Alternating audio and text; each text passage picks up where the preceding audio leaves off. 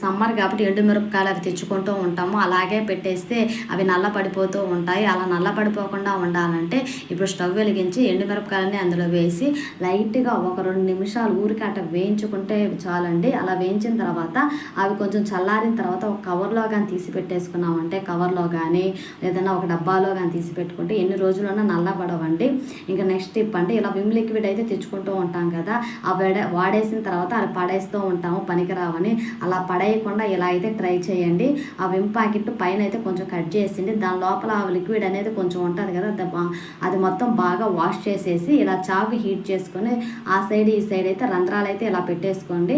ఇప్పుడు మన ఇంట్లో వేస్ట్గా దారం అయితే ఉంటుంది కదా, అదైతే ఇలా ఆ రంధ్రాలకైతే ముడేసేయండి. చూడండి ఇలా ముడేసిన తర్వాత ఇంకో రెండో సైడ్ కూడా అలాగే అయితే చేయండి. ఇప్పుడు చూడండి దీన్ని ఎలా యూజ్ చేస్తానో.